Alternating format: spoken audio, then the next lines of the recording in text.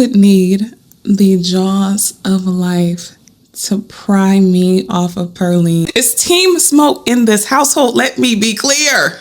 Tyler Perry, his whole entire universe of struggle, love, and Black trauma and Black women suffering is a horror franchise. I'm Sade.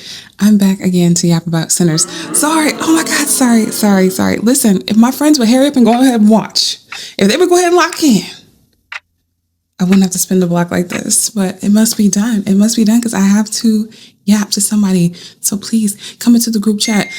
Come outside. We're not going to bite you. Okay. So bear with me because I'm just going to brain dump a lot of feelings. I spent that first video talking about Sinners completely glazing Ryan because he is an amazing writer and he just ate. He just ate.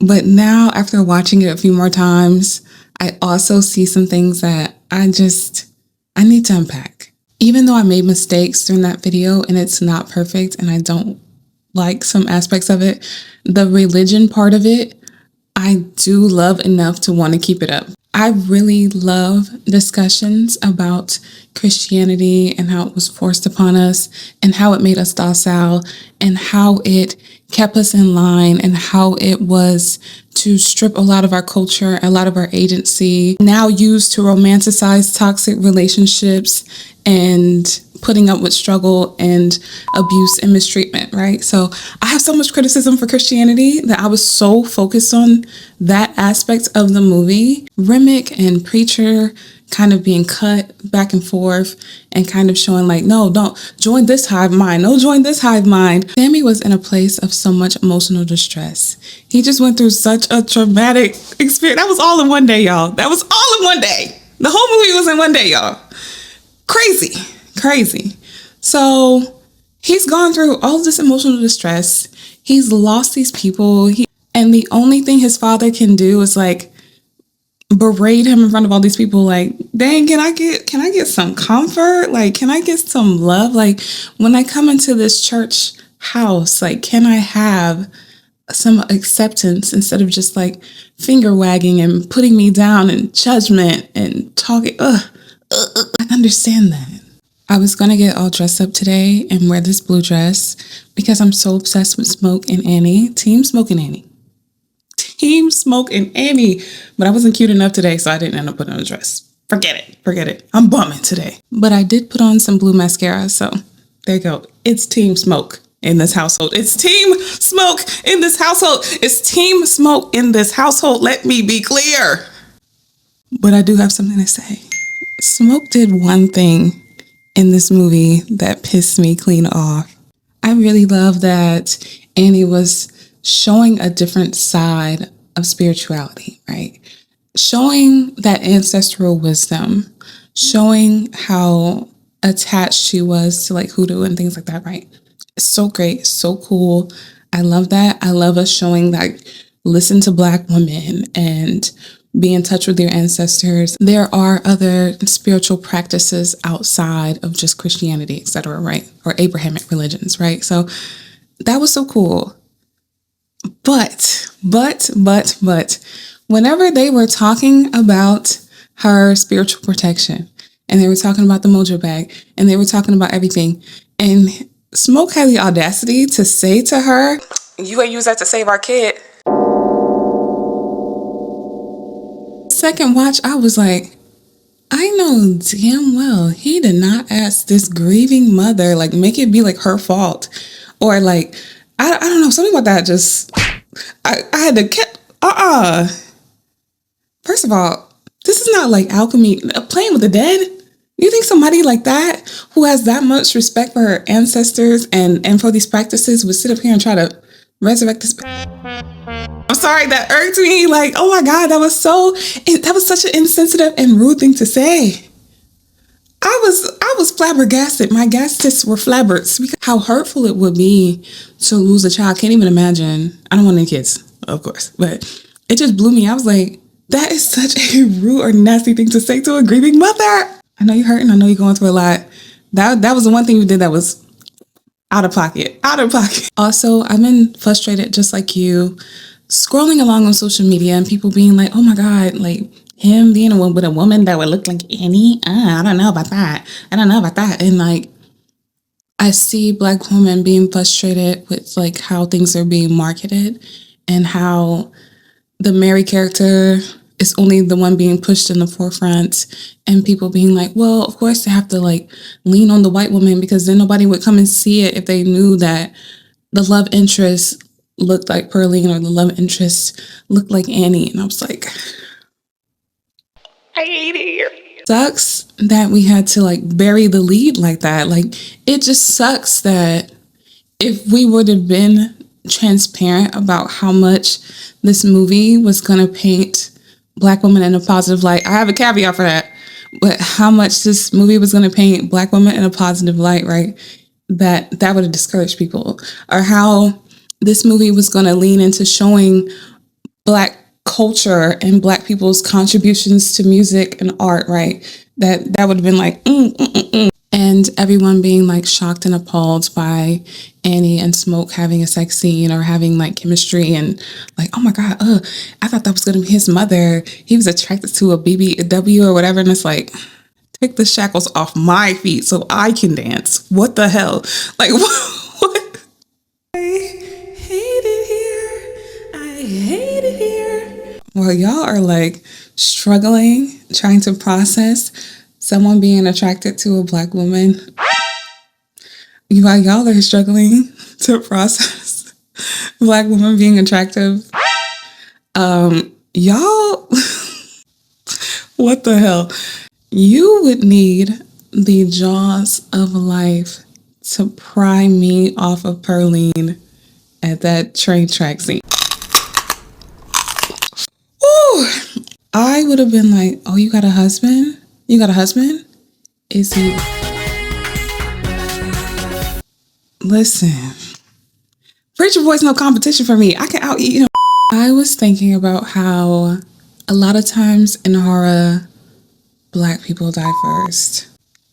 I was thinking about, oh my God, actually I've been thinking about a lot of things. The way I just got on the phone with my friends and we ended up talking about Django Unchained after this because we're like, we need more Black Westerns. We need more Black Westerns. We need more comedy. We need more conversations about our history. And sometimes you're going to have to sandwich that into things like Sinners, because whenever we're saying that we're like tired of Black struggle movies and Black trauma movies and things like that, it's because it's not like this where there is some nuance and some triumph and some inspiration and some upliftment and just showing how we thrive and found joy and found peace and resistance and resilience in these situations. I think that's like the disconnect. I think that's also why I was side-eyeing Lovecraft Country, because like every single episode it was just more babe, more struggle. Bam! That white woman would do all of the pain and the trauma that Emmett Till went through. She would like cosplay that pain and that suffering in that show. Turned me off. Don't ever play on my TV screen like that ever again.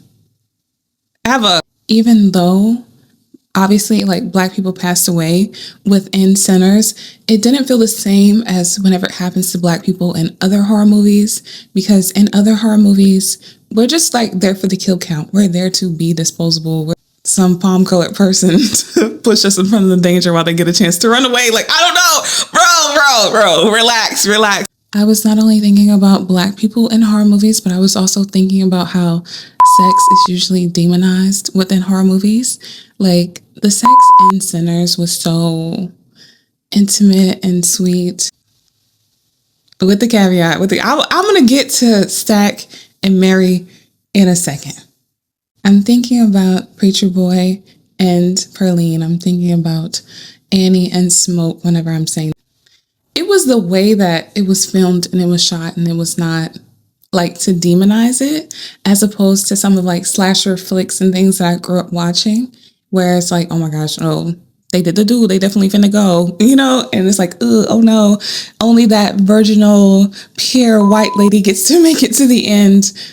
A lot of horror has meant to critique the things that we're afraid of, which is like teens being promiscuous, people breaking in, Black men existing, et cetera, right? Like horror has always been a cathartic way for us to fight those unknowns, especially people getting to kind of wrestle with the things that they're afraid of. Stranger danger. Stranger danger, absolutely. We get to see it from a Black perspective of, you know, we're looking out of this door to these white vampires and trying to process like whether we can trust you, whether we can let you in, whether we can open up our space to outside people safely. The more I think about Remick and people are talking about Irish people and the things that they've gone through in history and everything, and how it was so important for him to overcome being oppressed by becoming an oppressor. And the relationship Black Americans have with everyone who not only is white, but non-Black, like all the POCs, in order to feel more empowered, trying to step on us, trying to belittle us, trying to siphon off of us, trying to steal from us, trying to dim our light, trying to all of the above, taking the fact that they have experienced some oppression and only feeling empowered when oppressing us. I'm just so happy to see a very like specifically Black American experience being represented.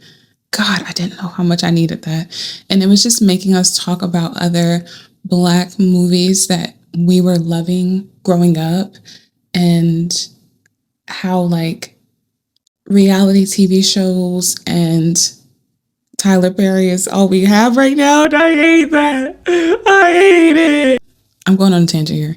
I was sitting over here telling my friend how Tyler Perry, his whole entire universe of struggle, love, and Black trauma and Black women suffering is a horror franchise. And he was like, it's realistic. People do have bad relationships. People do cheat. People do go through these things. People do deal with this, da, da, da. And I was like, oh my God, no, there's only so much like colorism, STDs. There's only so much trauma, abuse, STDs, as in sexually transmitted demons, sexually transmitted diseases, sexually transmitted struggle that I can think. There's only so much. He is saying how Tyler Perry's movies are so realistic, and it's like, oh, you shouldn't be saying that's a horror movie. And I'm like, okay, maybe that's why I feel like it is a horror. Like he makes horror movies. He makes Black women specific horror. I see this in my real life. I see women getting mistreated right now. I see them, you know, suffering in this colorist hellscape right now. I see the beauty. I don't need to get into my fantasy land to see that. I don't need some man in drag to show me that Black women are being mistreated. I know. I just hope that the lesson taken away from Ryan Coogler's movies and different franchises and things is like, Black art should be spotlighted more. Black American art should be spotlighted more. There should be more opportunities for Black storytellers. There should be more like empowering stories for us. Also, we do need to pay more reverence to our history, right? We're talking about living single. I'm like, I just like to see Black people just existing, not being super perfect, not being some like crazy exception to just living life. We were like, oh my God, this is why we always watching shows like Martin. Listen, I know there's some issues there, but still like Martin and living single and all these different things where we just see like carefree, fun, relaxed Blackness.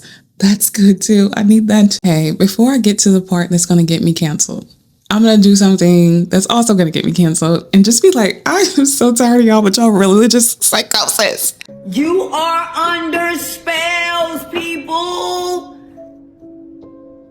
You're under spell. I ain't under no spell. You are. It's just sickening the way that so many people came onto TikTok. It's just like, I can't watch Sinners. It's got those demons in it. I just can't. And it's like, oh my goodness. I hope you watched my first video before this where I talked about being raised in the church and just being groomed to be an evangelist since I was little teeny tiny. I was giving testimonies. I was leading praise and worship. I was at the revivals, sweating like a Hebrew slave. Okay, listen.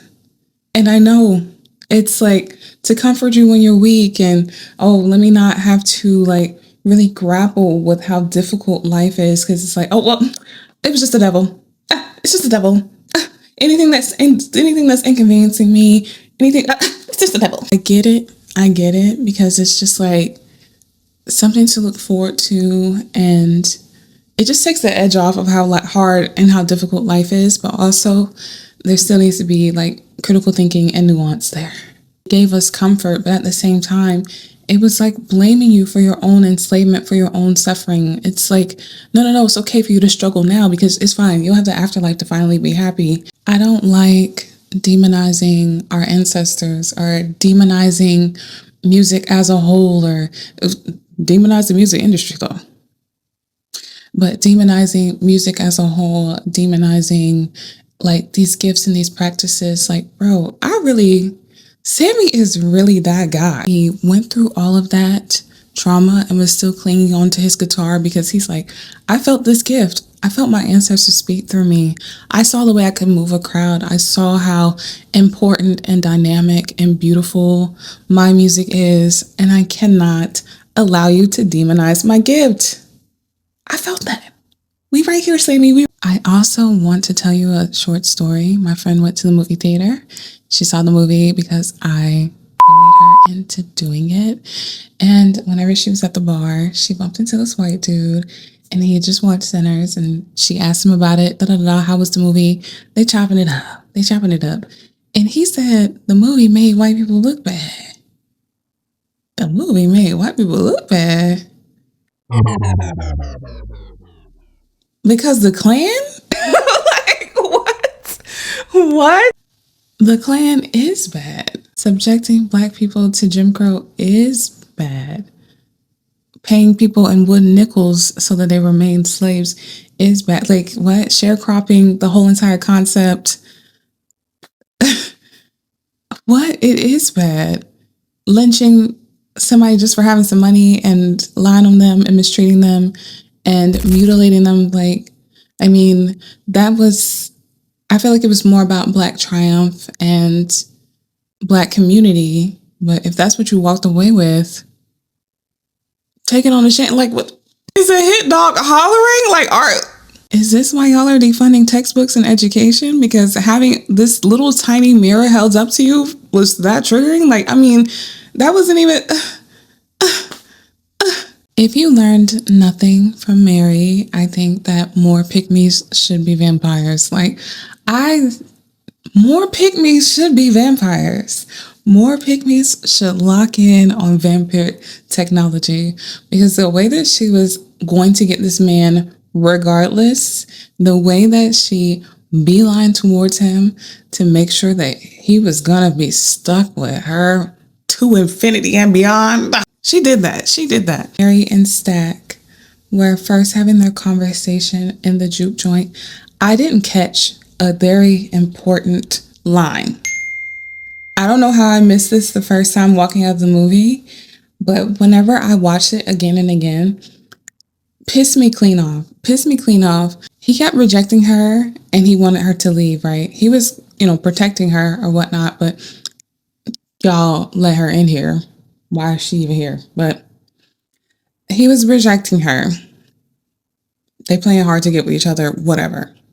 But he was like, I would get one of these field bitches to beat her. And she was like, oh, well, you taught me how to fight. I'll beat their ass. We don't even need to talk about how she would have been clotheslined, how she would have been folded like a pretzel. Let's be for real. We ain't even going there. The fact that he opened the door to disrespect Black women, The fact that he opened up the door to disrespect Black women just completely turned me off on him altogether. Like, I just stopped caring about him altogether. It's so real, like, it's so true, because that's exactly the way a lot of them are whenever they date out, right? Ryan ain't lying, okay? And that was so crazy how you open up the door for her to be emboldened and disrespecting Black women, right? And she has a lot of audacity and a lot of goofiness, but more importantly, he's putting the battery in her back to disrespect Black women.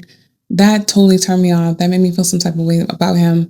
I don't have a problem, because somebody's going to ask me, I don't have a problem with BM dating out. I don't, because I date everybody. I date everybody. The girls that get it, and the girls that don't. Obviously, you don't get it. And the reason why it doesn't really matter is because whenever I see that Jonathan Major spirit in him, that Shannon Sharp spirit in him, that Kanye West spirit in him, that Donald Glover spirit in him, like, don't you remember whenever Donald Glover was like, my best orgasm was whenever she said the N-word? Or, I hate when y'all tell him, oh my God, you should just have been dating a Black woman, da-da-da-da. You wouldn't have been running down the street away from her if he was dating a Black woman. You wouldn't be going through this training if he was dating a... No.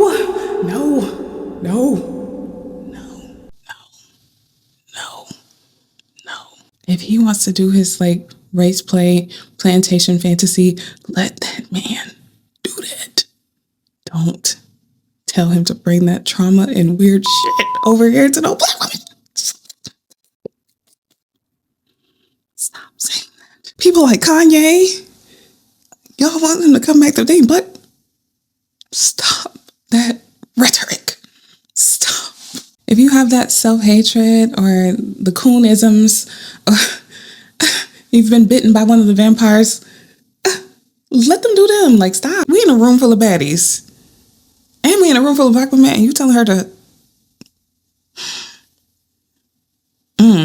This is supposed to be a safe and relaxing and fun space where you're prioritizing that tomfoolery over these Black women being able to relax and have fun. The reason why I just went ahead and disclosed that I've dated out is not only because somebody's gonna come here and try to clock me, which is fine. Let me tell you what I did learn though. When I'm dating a man, no matter what his race is, including Black, I'm gonna have to ask the same questions. I'm going to have to test and see how anti-Black you are.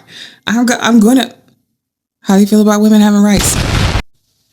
How do you feel about gay and trans people? Do you hate your mother? Ask it exactly like that. I'm not gonna tell you the questions because the ops are watching. But you're gonna have to dig through the psychology of these men regardless. As I see some of them stack isms, I'm out because I'm looking for a smoke. Okay, let me be clear. To wrap this up, I just really love that it was giving FUBU. It was for us, by us, empowerment, beautiful, and the music that carried it. Not Haley's song. Soundscape, I was kind of listening to the soundtrack. I love that in this movie, it carries so much symbolism and nuance. And I know that a lot of people are not really feeling horror right now because it got too like introspective and thoughtful and too deep and I gotta think about too much, like I just want a slasher, I just want to watch Smile so I can just chill. We're kind of tired of social commentary and being forced to think. They don't like it. I'm just telling you, they don't like it, okay? And I feel like even if you're looking at this movie on a very, very surface level and you're not thinking about Remick representing white supremacy or religion eating away at our individuality, or how dance and music has transformed over the years and Blackness has always been its bedrock. Like, even if you don't want to think about those types of things, even at face value and on the surface, it's such a good movie. I love that it's not a movie that Black people are the monsters and that it's not reinforcing all these puritanical values onto us, right? I notice on TikTok people getting offended whenever you're like, no, Mary and Grace are the ops. Even in all the things that I did not like, I'm sorry, I'm still in this bliss looking as Smoke was crossing over to Annie and their child. I'm sorry. I'm in a loving bliss because of Sammy. I'm in a loving bliss because of Smoke and Annie. And I'm in a loving bliss because the way Smoke lit up that pig at the end. I'm sorry. He did that. Thank you for watching. Have a good day. This movie is a really cool concept, and I hope that its success leads to more films in this kind of genre, right? I like Michael B. Jordan. I like Ryan Coogler. I want them to be successful, and I didn't want to start a weird conversation and then like kind of take away from that and be like play a part in the reason for the movie to flop. But since it seems like you guys are already talking about it anyways, I'm alright, well, fuck it, now I can add into it. I have thought since the very beginning that the whole Haley Steinfeld thing was weird, and it's just been getting weirder and weirder the more the promo for this film goes on. Like, I'm just like, yeah, we're getting weird. Casting her in this film is whatever, like, it probably, I haven't watched it yet, so it probably just makes sense to the plot, like, it works. But making her the face of this film during promo the way that they have, weird. Weird as fuck. Obviously, I'm just promoting myself, but I swear to God, it's relevant. Literally 13 days ago, less than 2 weeks ago, I made a video talking about Michael B. Jordan on YouTube, and I made like a breakdown talking about what it means to be the ideal black actor. And in that breakdown, I talked about Michael B. Jordan, and I said how Michael B. Jordan desperately wants to be this generation's Denzel Washington, but he refuses to make the sacrifices and the deliberate choices that Denzel Washington has made to become who he is. And one of those choices is staying the fuck away from white women. In my humble opinion, I think that Michael B. Jordan desperately wants to be Denzel Washington, but he does not want to be a black actor. He wants to be just an actor, right? Like, he wants to be an A-lister and seen as a serious actor, but he does not want to be pigeonholed into black films. Unfortunately, you cannot be Denzel Washington and not be a black actor, because before anything else, Denzel Washington is a black actor. For example, this film not being marketed specifically as a black film in the way that a film like Black Panther was, right? And essentially just being marketed as a film for everyone, and them using Hailey Steinfeld as a tool, right? That's the reason why they're putting her front and center, to be like, no, this is not just a black movie. Look, there's a white girl in it too, and she stars in it. This is a movie for everyone. This is not for black people. And no, this is a gothic thriller about black vampires set in like 1920 something in Mississippi. It's not just because it happens to star a black actor and is also directed by a black guy. It's not because of that. It is because it is a gothic film about black vampires set in the 1920 something in Mississippi. I'm sorry, that's a black film. And then using black aesthetics to promote it, right? Like grills, and letting the white girl do it, which the minute I saw that video, I was like, I don't like that. I don't like that one bit. But I didn't want to be annoying. So I just like didn't say anything, let it go, but I don't like that. Then proceeding to letting her sing and record the lead single for this soundtrack. And it's like, again, a film set in 1920s Mississippi. Why would the theme song to that need to be sung by a white girl? Then add the cherry on top to suddenly, very conveniently, it be discovered that her grandfather is half black. So that makes her 1/18th or whatever it is black. That's not a white girl. She's mixed. I don't think that she is. No, that is a Caucasian woman. So much of it is like, I don't know, it just all smells really fishy to me. I don't like it. Mind you, there's a white guy who stars in this film, and I'm not seeing y'all prop him up like this. So I'm just like, I don't like what's happening here. Before we even touch on the fact that Hailey Steinfeld's fiance, right, has never come out fully as a Trump supporter, but Trump has shouted him out by first and last name on several occasions. Has come out and said, I'm a big fan of this guy. Trump shouted me out by first and last name and said, hey, I'm a big fan of this girl. I would send him a cease and desist. Absolutely fucking not. I don't think so. Because this administration is so divisive, anything short of coming out and being like, absolutely fucking not, hell no, right? Any kind of passiveness towards him is quiet support of him. Is quietly being like, I don't want to deal with the backlash. But yeah, that's my friend. Yeah. Before y'all start, well, on the day after elections, Hailey Steinfeld posted on her Instagram story sending people prayers. I don't want to hear any of that bullshit. I really don't care. White women's feminism is in their activism is so performative. I'm not interested in it. Especially not if you are up here talking about sending people's prayers and sending people loves, but you're laying in bed with a supporter of his. I don't want to hear it. I just really don't want to hear it. And you know me, I can't ever just leave it where we're at. I always have to take it one step further. And I would go on to say that they are being positioned to be who this couple was supposed to be and failed at.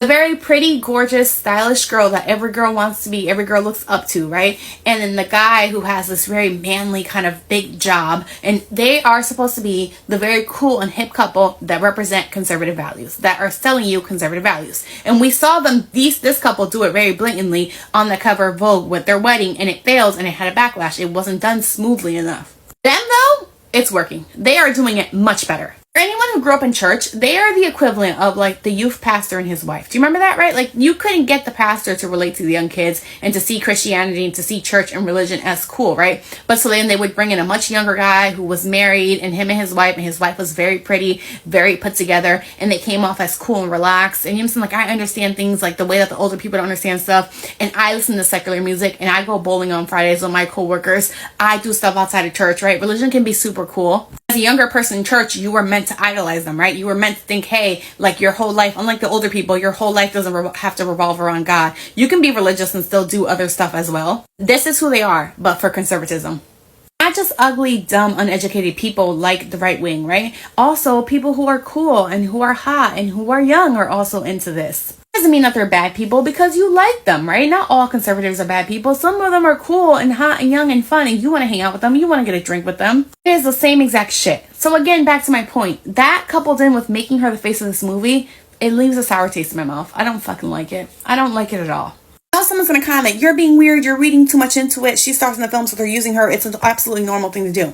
No. You guys remember Book of Clarence? I talk to you about this movie all the time. I love it a lot. It stars Lakeith Stanfield, right? And it's like a big black cast, right? And when they were doing promo for this movie, they were doing the red carpets. They invited a bunch of celebrities. Tiana Taylor's also in this movie as well, right? Do you know what other two people star in this movie that you probably didn't know? James McAvoy and Benedict Cumberbatch plays Jesus. Did they make them the faces of that movie, though? Did you see them all over the place during the promo? Because centering the white people on the story about black people, it's wildly inappropriate.